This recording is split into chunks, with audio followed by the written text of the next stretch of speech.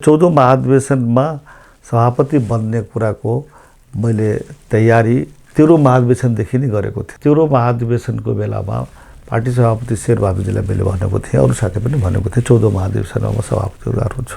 त्यो तलको ground root छ नि, त्यसैले जिताउँछ मलाई। तर हेर्नु होला नि त महाधिवेशनमा म सभापतिमा लड्छु र म सबैको समर्थन चाहन्छु। म मात्रै हो हराउन सक्ने फलानालाई, त्यसकारणले मलाई सभापति बनाऊ। मेरो अझै पनि भन्न चाहन्छु म 7-8 जना उम्मेदवारहरू मध्येमा कोही एकजनाको नमै सहमति हुन्छ भने म बाधक बन्दिनँ, म समर्थकै भन्छु। मलाई त्यस्तो आरोप लागेको छैन। यो तपाईँहरूले पत्रकारहरूले उठाउन खोज्नु भएको हो, मलाई आरोप छैन यस्तो। तर यस्तो छ, यो मेरै बारेमा यस्तो प्रश्न किन, म उम्मेदवार हुँदाखेरि यस्तो प्रश्न किन, त्यो मलाई पनि त्यो जवाब चाहियो। त म हेर्छु, म तपाईँ गर्नु हेर्छु, म तपाईँ हेर्छु नि, म त पढ्छु नि, म त म यसबारेमा अहिले के भन्न चाहन्न। सत्ता ठिक छ, अर्दी इलेक्सन त प्रधानमन्त्रीजीले चाहनुहुन्छ र सबै दल चाह्यो भनेदेखि त्यो नराम्रो कुरा होइन। दर्शकवृन्द नमस्कार, कार्यक्रम केन्द्रबिन्दु संवादमा यहाँहरू सबैलाई स्वागत छ। म विकास आचार्य। नेपाली कङ्ग्रेसको 14औं महाधिवेशन सुरु भइसकेको छ। कतिपय वाडाहरूको त वाडा अधिवेशन सकिसकेको छ। केही स्थानमा अझै पनि क्रियाशील सदस्यता विवाद रहेका कारण केही स्थानमा अधिवेशन हुन बाँकी छ। तथापि हेर्ने हो भने अधिवेशन सुरु भएको छ। महाधिवेशनको रौनक बढेसँगै सभापतिमा, महामन्त्रीमा, कोषाध्यक्ष लगायतका पदहरूमा मेरो उम्मेदवारी रहन्छ भनेर नेताहरूले भन्न थालिसक्नु भएको छ। त्यसै क्रममा अहिलेका अर्थात् भनौँ वर्तमान उपसभापति विमलेन्द्र निधिले आफूलाई सभापतिमा उभ्याउने निर्णय गर्नुभएको छ। आज उहाँ नै भनौँ सभापतिका उम्मेदवार विमलेन्द्र निधिसँग महाधिवेशन जित्ने तपाईँको आधार के, तपाईँ नै सभापति हुनुपर्छ किन, तपाईँसँग के त्यस्ता आधार छ र विचार दृष्टिकोण छ जसले कङ्ग्रेसलाई हाँकेर लिएर जान्छ। अहिले कङ्ग्रेस जनमा उठ्ने गरेको विषय पनि यही हो। कङ्ग्रेस किन सुस्त भयो, कङ्ग्रेस किन प्रगतिशील भएन, कङ्ग्रेस किन यति साह्रो निरही भयो। हुन त गठबन्धनको बलले कङ्ग्रेसले प्रतिनिधि सभामा अर्थात् भनौँ राष्ट्रिय सभामा, संसदमा प्रतिनिधित्व कम गरे तापनि गठबन्धनको जोडले ऊ सरकारमा त पुगेको छ। तथापि कङ्ग्रेस आफै चाहिँ कसरी त्यो नेतृत्वसम्म पुग्ने गरी अगाडि बढ्छ, यी लगायतका प्रश्नहरू उठिराख्दाखेरि यी सबै कुराको उत्तर खोज्नको लागि हामीले उपसभापति विमलेन्द्र निधिसँग कुरा गरेको छौँ। आउनुहोस् उहाँलाई कार्यक्रममा स्वागत गरौँ। उपसभापतिज्यू स्वागत छ कार्यक्रममा। धन्यवाद। सबैभन्दा सुरुमा चाहिँ अब महाधिवेशन पनि सन्निकट छ, वाडाका अधिवेशनहरू त सुरु भइसकेका छन्। अब अधिवेशनको अर्थात् महाधिवेशनको कुरामा जोड्छु, त्योभन्दा अगाडि चाहिँ सरकारकै अलिकति कुरा चाहिँ गरौँ। सत्तारूढ दलको एउटा शीर्ष नेता तपाईँ आफैले हेर्दै गर्दा चाहिँ अहिले सरकारको काम कारबाही भनौँ न, यो सत्तारूढ गठबन्धनको काम कारबाही प्रति तपाईँ आफै सन्तुष्ट हुनुहुन्छ? यहाँबाट आजको प्रसङ्ग सुरु गरौँ। होइन, म त्यो असन्तुष्टि हुने अहिले कारण भइसकेको छैन। सन्तुष्ट हुनुभन्दा पनि असन्तुष्ट हुने चरण आइसकेको छैन अहिले। त्यस कारणले मैले के देखिरहेको छु भनेदेखि तपाईँको अहिले यो सरकारको बारेमा मूल्याङ्कन गर्दाखेरि सबभन्दा पहिले के ध्यानमा राख्नुपर्छ भने यो सरकारको निर्माण भएको कसरी। किनभने नेपाली काङ्ग्रेसको नेतृत्वमा सरकार गठन हुनु भनेको आफैमा यो चाहिँ आश्चर्य लाग्दै कुरा हो। 275 सदस्य सङ्ख्या भएको प्रतिनिधि सभामा नेपाली काङ्ग्रेसको जम्मा 63, भोटिङ राइटको कुरा गर्नु भने जम्मा 61 जना, 61 सदस्य मात्रै भएको पार्टीको नेतृत्वमा सरकार बन्नु भनेको त आफैमा सुखद आश्चर्य हो नि त।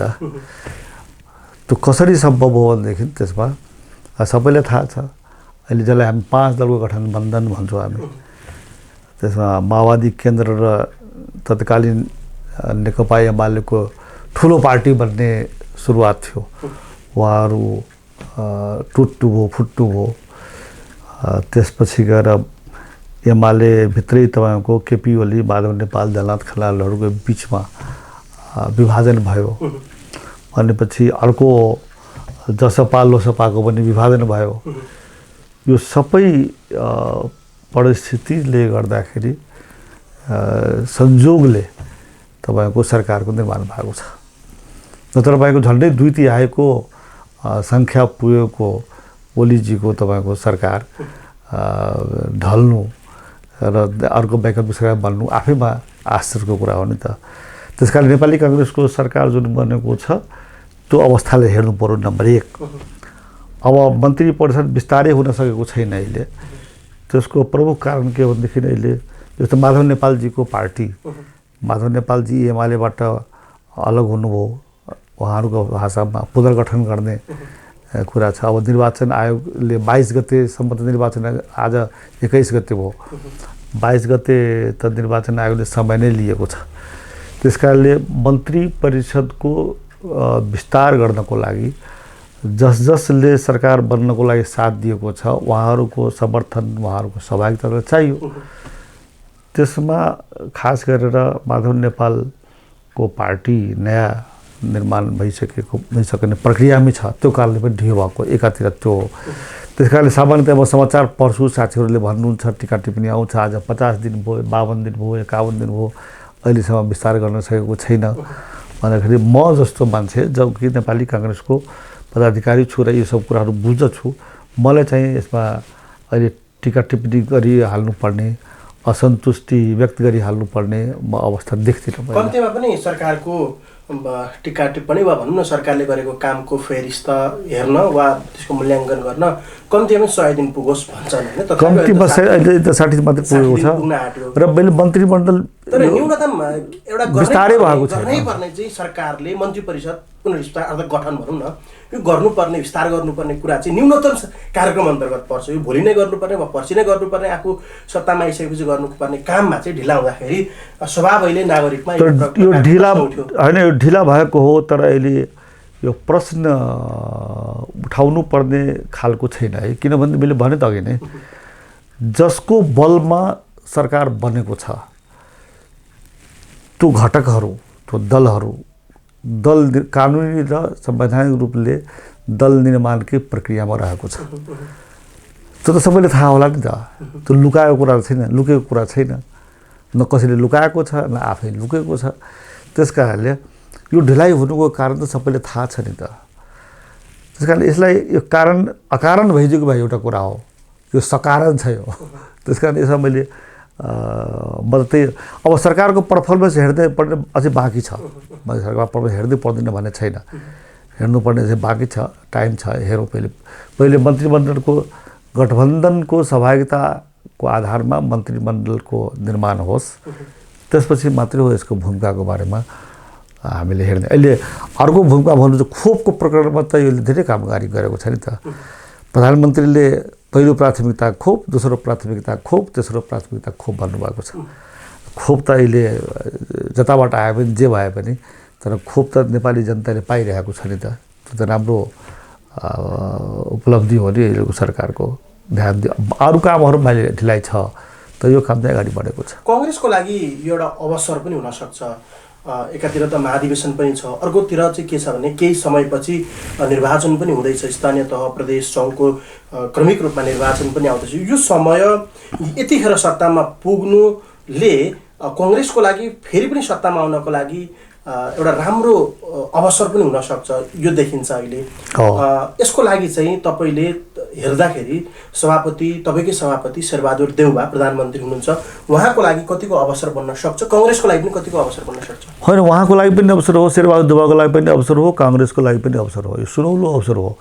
आगामी निर्वाचनमा नेपाली कांग्रेसको रुख चिन्ह जित्नु पर्दछ। त्यो रुख चिन्ह जित्नु पर्दछ खालि भनेको नेपाली कांग्रेसलाई सत्तामा आउनुको लागि मात्र होइन।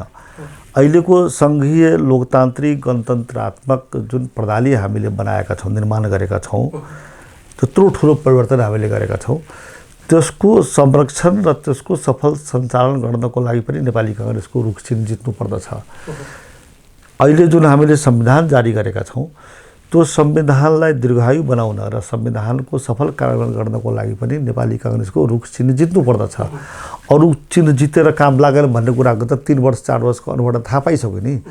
त्यसकारण यो अवसर नेपाली काङ्ग्रेसको लागि पनि हो र पार्टी सभापति शेरबहादुरजीको लागि पनि हो। अवसर होइन भन्ने कुरा होइन, यो अत्यन्त सुनौलो अवसर हो। अब ठिक हो, अब अहिलेसम्म त धेरै बितिसकेको छैन, राम्रै छ।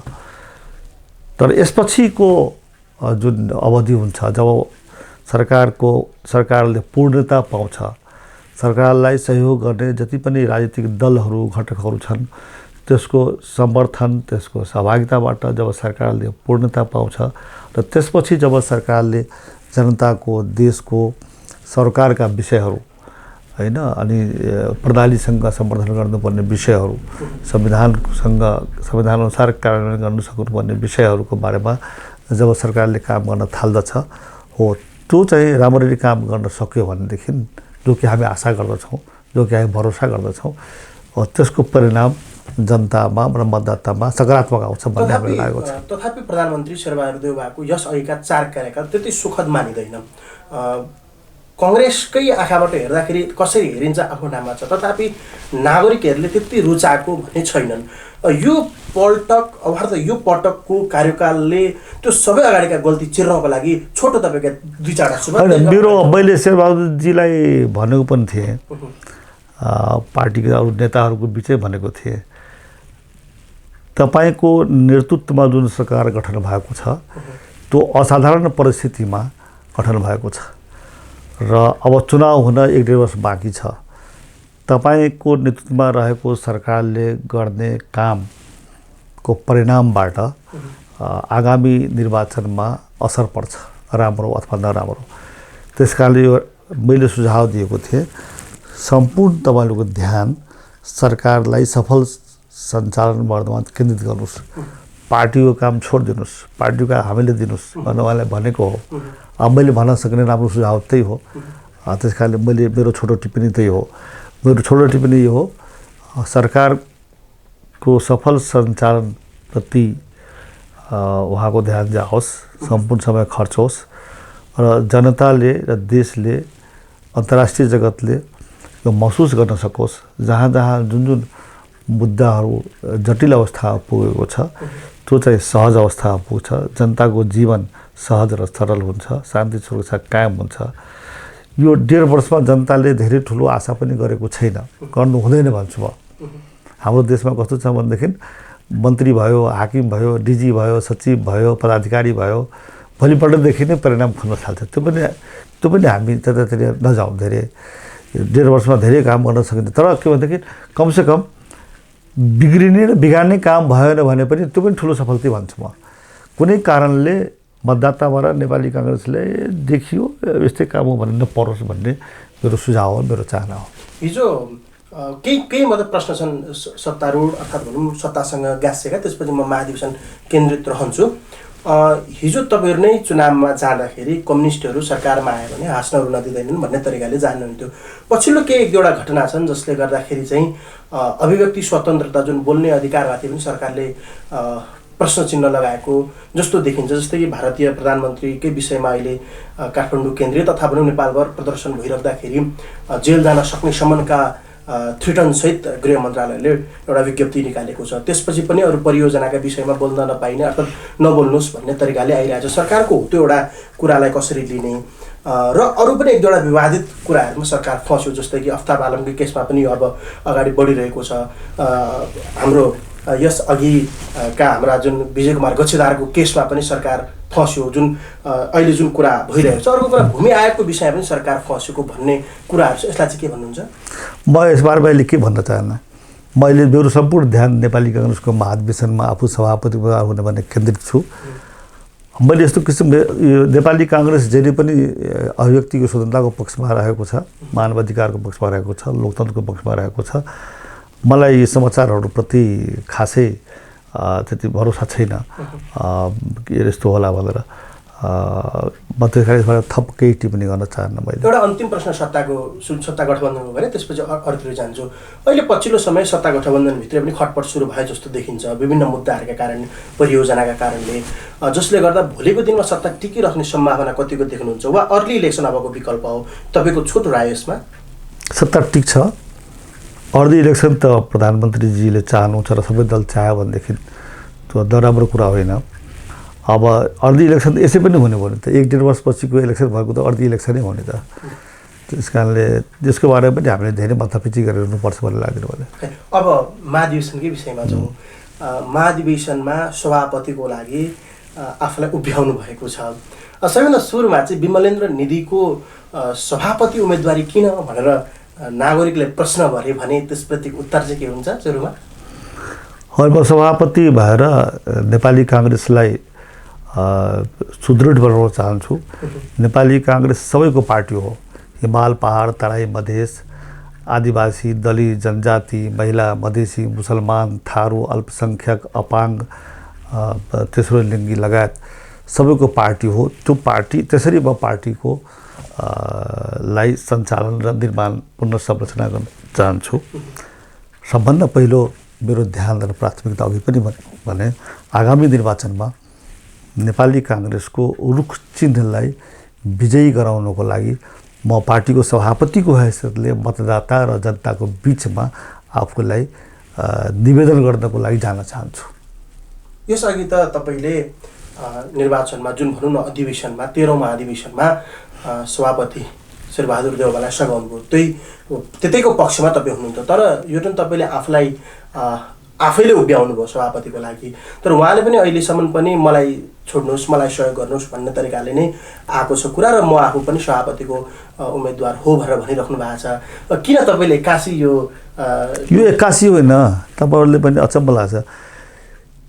नेपाली काङ्ग्रेसको केन्द्रदेखि वडासम्म जुन सभापतिको र पदाधिकारीहरूको चयन हुन्छ, नेपाली काङ्ग्रेसको विधान पढ्नुहोस्, हेर्नुहोस्।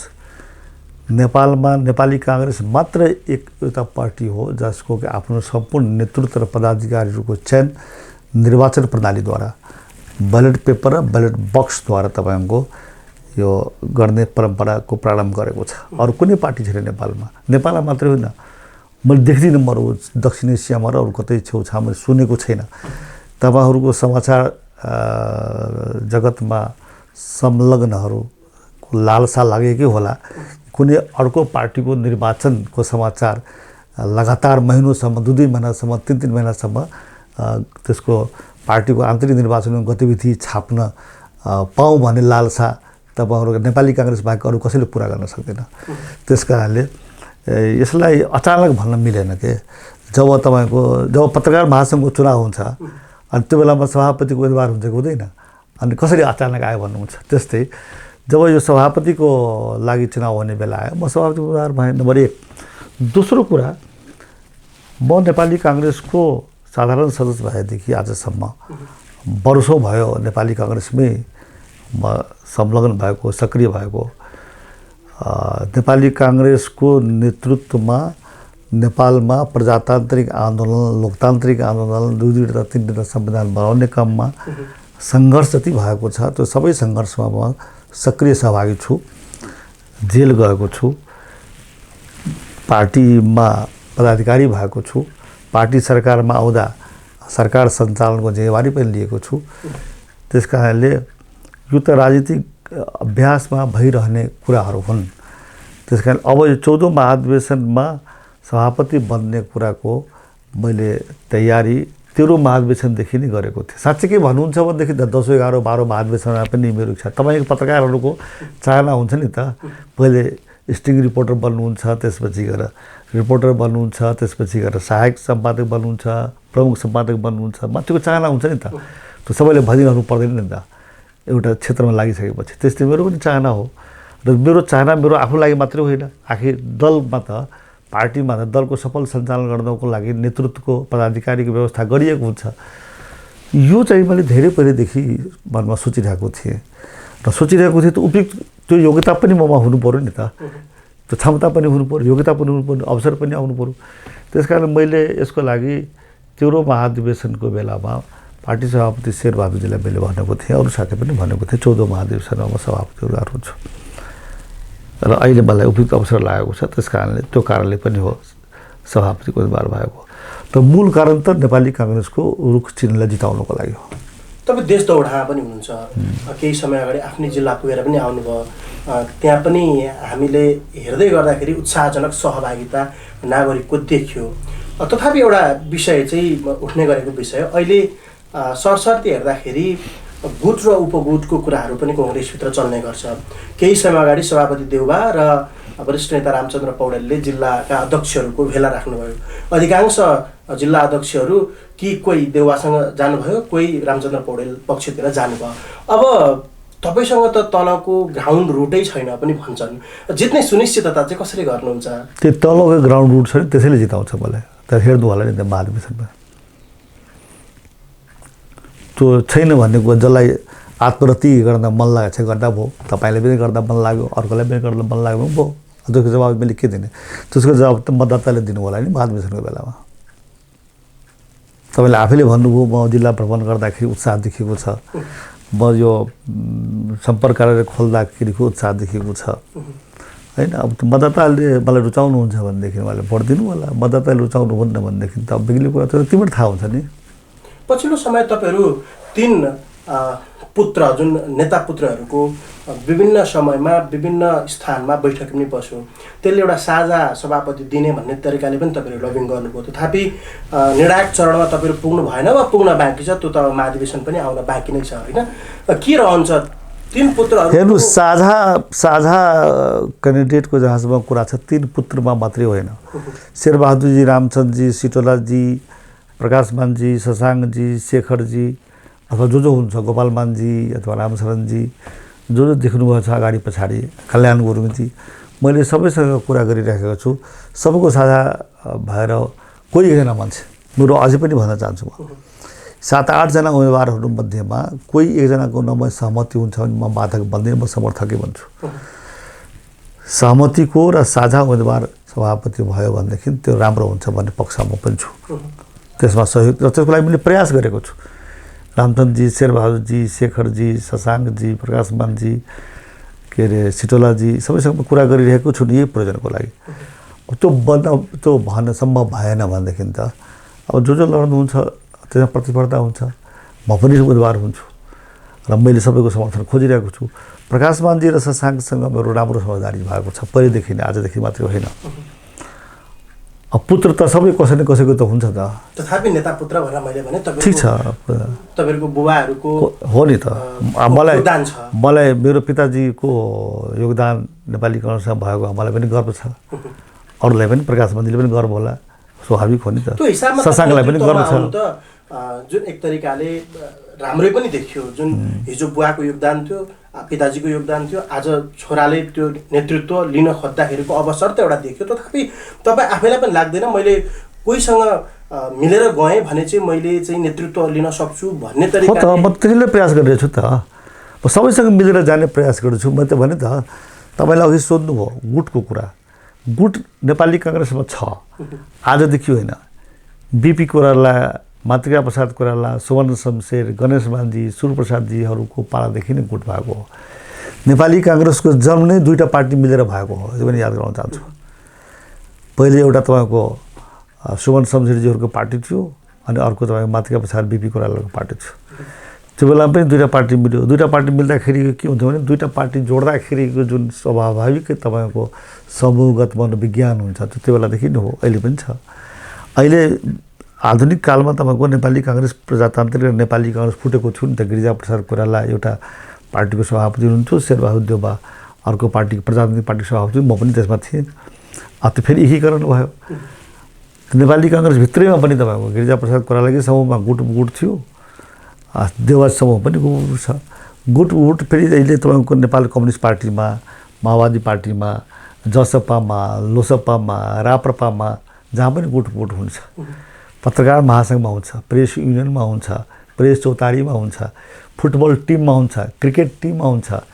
त्यस कारणले गुटलाई कसरी हेर्नु पऱ्यो भनेदेखि मान्छेले कसैले यो गुट हुँदै हुँदैन भनेर कल्पना गर्छ भनेदेखि त्यो रेगिस्तानको सुतुरमुर्गको कथा छ के।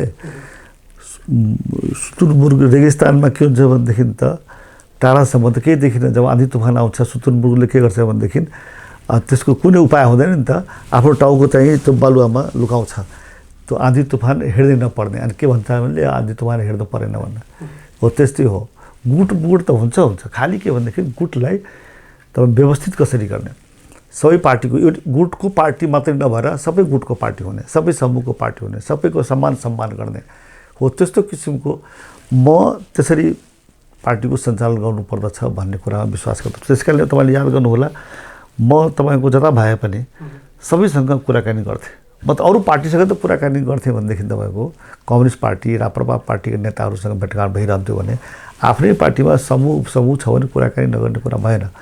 त्यस कारणले अहिले पनि मेरो चाहना त्यही हो कि सबैलाई समेटेर ल्याउँ। त्यस कारणले प्रकाशमान र शशाङ्कसँग कुरा गर्नु पनि यसको पनि एउटा प्रमाण हो। त्यो नेतापुत्र मात्र होइन, मान्छेले भनिदिन्छ नेतापुत्र। अब नेतापुत्र त अब हामीहरू छौँ, हामीलाई गर्व छ। अब अरूको बारेमा त म भन्न सक्दिनँ, तर हामीहरू कुराकानी गरिरहेको छौँ। सबै अलग अलग गुटमा थियौँ नि, हामी त छौँ नि अहिले पनि। तर त्यसलाई हामीले त्यसबाट निस्किने, सबैलाई समेटेर जाने प्रयासमा चाहिँ मलाई लागिरहेको छ। अहिले देखिएको 3टा गुट मैले भन्नु नि, सिटौला गुट एउटा भनौँ, पौडेल गुट एउटा भनौँ, वा देउबा गुट एउटा भनौँ। देउबालाई नै बसाएर तपाईँ आउने गरी अब लाग्नुहुन्छ कि, किनभने हिजो देउबाबाट नै तपाईँ आउनुभयो, पौडेलतिरबाट आउनुहुन्छ कि वा सिटौलातिरबाट आउनुहुन्छ कि? म सभापतिमा लड्छु र म सबैको समर्थन चाहन्छु। देउबाजीसँग लामो सङ्गत भएको हुनाले देउबाको समर्थन पाउनु मेरो अधिकार पनि हो, चाहना पनि हो। उहाँले दिनुहुन्छ कि दिनुहुन्न मलाई थाहा छैन। अहिलेसम्म उहाँले दिन्न पनि भन्नुभएको छैन, दिन्छु पनि भन्नुभएको छैन। तपाईँको अधिकार छ, लड्नुहोस् भन्नुभएको छ। रामचन्द्रजीको पनि समर्थनमा तपाईँको प्रकाशमानजी, बलबहादुर केसी, वीरेन्द्र रिजालहरू पनि देउबा समूहमा हुनुहुन्थ्यो नि पहिले। उता जानुभयो। राजनीतिमा कस्तो हुन्छ भनेदेखि कुन मुद्दामा, कुन बेलामा कोसँग तपाईँको सामिप्यता बढ्छ होइन। त्यस कारणले टिम बन्छ, नीतिमा, कार्यक्रममा आफ्नो धारणाहरू बन्दै जान्छ, सहकार्य सहयात्राहरू बढ्दै जान्छ। त्यो जे पनि हुनसक्छ। अब अलिकति सिद्धान्तकै पनि कुरा गरौँ। जस्तै कि यस अघिका 13औं महाधिवेशन, 12औं महाधिवेशनमा महाधिवेशन अगाडि सिद्धान्तप्रति बहस हुने र त्यसलाई चाहिँ महाधिवेशन लिएर गएर परिमार्जन गर्नुपर्ने छ भने परिमार्जन गर्ने, होइन भने त्यसलाई लिएर जाने परिपाटी पनि थियो। तर यसपटक त्यो खालको अवस्था देखिरहेको छैन। किन यो परिपाटीबाट कङ्ग्रेस हिँड्नु, के लाग्छ तपाईँलाई?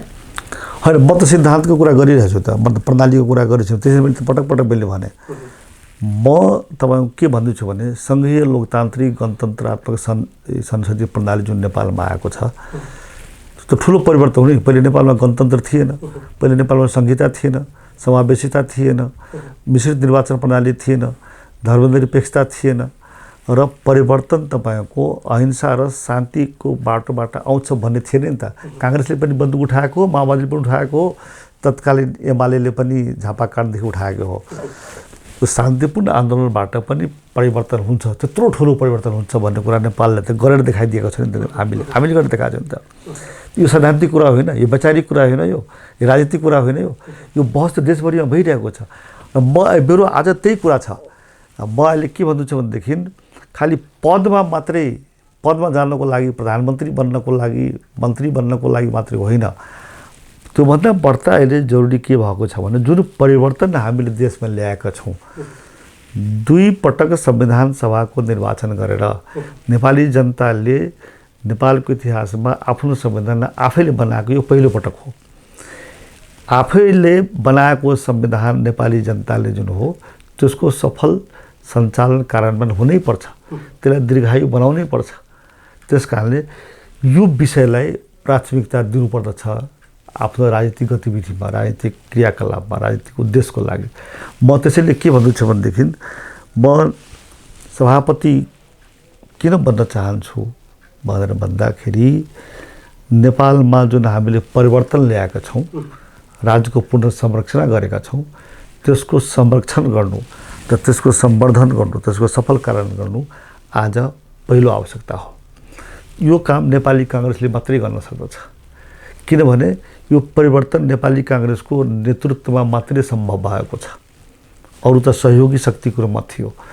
यसको सञ्चालन अरू सहयोगी शक्तिले गर्नको लागि जनताले मत देउडाले दिएकै थियो नि त। त्यो सहयोगी शक्तिले सफल सञ्चालन गर्न सकेर देखिसक्यो नि त। त्यस कारणले नेपाली काङ्ग्रेसले मात्रै गर्न सक्छ, किनभने नेपाली काङ्ग्रेसलाई यो सैद्धान्तिक र यो वैचारिक पक्षमा विश्वास छ, यो मूल्य र मान्यतामा विश्वास छ। अहिलेको प्रणाली जे छ त्यसको मूल आधार भनेको लोकतन्त्र हो। बहुलवादी लोकतन्त्र हो। सङ्घीय प्रणाली त एउटा मोडल हो, स्वरूप हो। अब कम्युनिस्टहरू सङ्घीयतामा विश्वास गर्दैन, कम्युनिस्टहरू बहुलवादमा विश्वास गर्दैन। जसले बहुलवादमा विश्वास गर्दैन त्यो लोकतन्त्रमा विश्वास गर्छ भनेर भन्नु हास्यास्पद कुरा हो। जसले लोकतन्त्रमा विश्वास गर्दैन त्यसले तपाईँको सङ्घीय प्रणालीमा विश्वास गर्छ भनेर सोच्नु हास्यास्पद कुरा हो, हास्यास्पद कुरा हो। कम्युनिस्टहरूको डिक्सनरीमा सङ्घीयता छैन, सङ्घीयता हुँदैन, सङ्घीय प्रणाली मान्दैनन् उनीहरू। त्यस कारणले नेपाली काङ्ग्रेस मात्रै अहिलेसम्म नेपालमा यस्तो पार्टी हो जसले लोकतन्त्रमा विश्वास गर्छ, बहुलवादमा विश्वास गर्छ, सङ्घीयतामा विश्वास गर्छ। यो समावेशिताको परिवर्तनहरू जुन हामीले ल्याएका छौँ नि त्यसमा विश्वास गर्छ। त्यस कारणले यसको सम्वर्धन पनि यसैले गर्न सक्छ।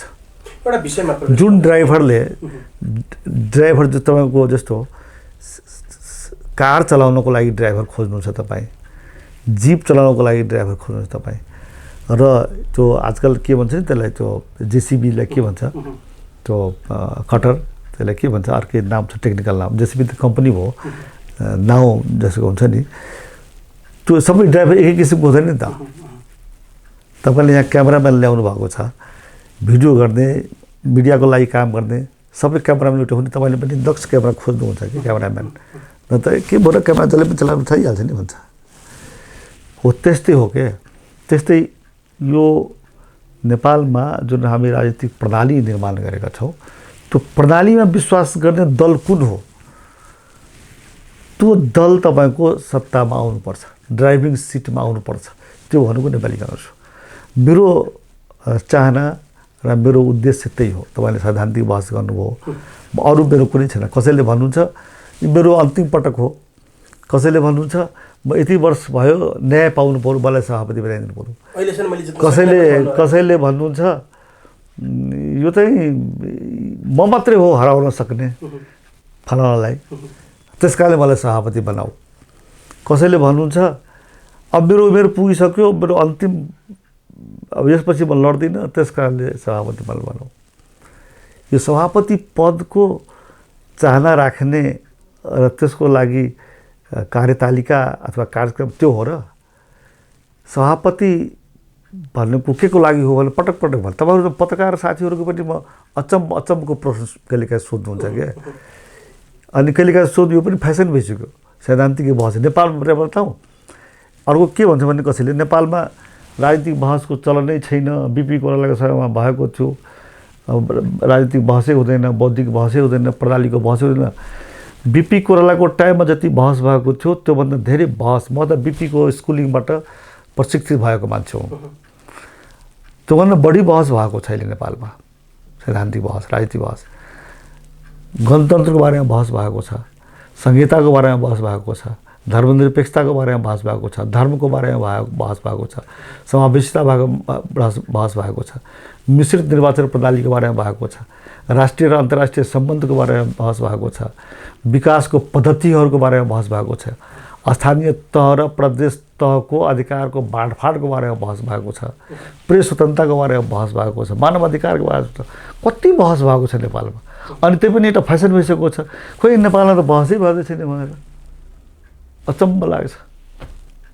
एउटा प्रश्न भने तपाईँ एउटा साहस के पनि गर्नुभयो भने आजसम्म त्यो क्षेत्रबाट प्रतिनिधित्व गर्ने व्यक्ति जो तराईबाट प्रतिनिधित्व भयो, हुन त तराई होस्, पहाड होस् वा हिमाल होस्, मेरो लागि समान हो पनि भन्ने गर्नुभएको छ हजुरले, तथापि एउटा साहस गरिराख्नु भएको छ। तपाईँलाई के आरोप लाग्छ भने प्रतिनिधि सभाको एउटा सामान्य निर्वाचन जित्न नसक्नेले आज सभापति लडेर म कङ्ग्रेस हाच्छु भनेर आउनुभयो भन्ने पनि आरोप लाग्छ तपाईँको साथीहरूले? एकपटक मलाई त्यस्तो आरोप लागेको छैन। यो तपाईँहरूले पत्रकारहरूले उठाउन खोज्नु भएको हो, मलाई आरोप छैन यस्तो। एक र नेपालमा धेरै नेताहरू छन् जो कि प्रतिनिधि सभामा हारेका थिए हैन। देशमै नेपाली काङ्ग्रेस हारेको थियो नि त, नेपाली काङ्ग्रेस निषेधित थियो नि त, नेपाली काङ्ग्रेसले परिवर्तन क्रान्ति सम्भव पार्यो त नेपाली काङ्ग्रेस नेताहरू हैन। त्यस कारणले यो चाहिँ निरर्थक बहस हो, यो सार्थक बहस होइन। म प्रतिनिधि सभामा जितेको पनि छु, कुनै बेलामा हारेको पनि छु, यो स्वाभाविक हो। तर त्यसो भयो कि प्रतिनिधि सभामा हार्दैमा म मात्रै हारेको छु र? शेरबहादुरजी बाहेक अहिले सभापति उम्मेदवार हुनेहरूमा को हुनुहुन्छ भन्नुहोस् त? शेरबहादुरजीको प्रकाशमानजी र शशाङ्कजी जित्नु भएको छ, ठिक छ। रामचन्दजी, शेखरजी, सिटोलाजी उहाँहरू हार्नु भएको छैन, गोपालमानजी हार्नु भएको छैन, रामचरणजी हार्नु भएको छैन।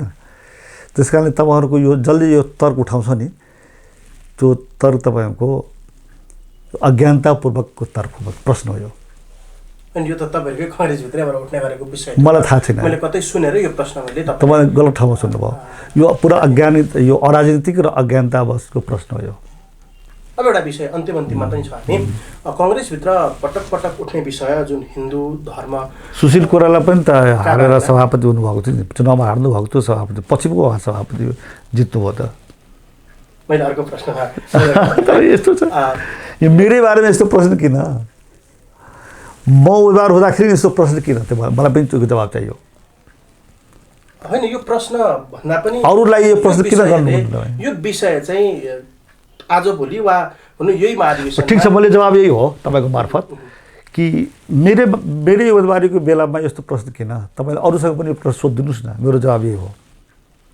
अनि हामी त गर्छौँ, त म हेर्छु, म तपाईँ गर्नुहोस् कि गर्नु हेर्छु, म तपाईँ हेर्छु नि, म त पढ्छु नि, म त। एउटा विषयमा तपाईँलाई लिएर जान खोजेँ, हिन्दू धर्मप्रतिको बहस कङ्ग्रेसभित्र उठ्ने गरेको छ होइन, यो अगाडि पनि। तर पछिल्लो समय खुमबहादुर खड्काको अवसानपछि भने यो मुद्दाले अलिक तल स्थान पायो, माथि स्थान पाएन। तथापि तपाईँले गतिविधि गर्दाखेरि त्यही खालको गतिविधि गरिराख्नु भएको छ।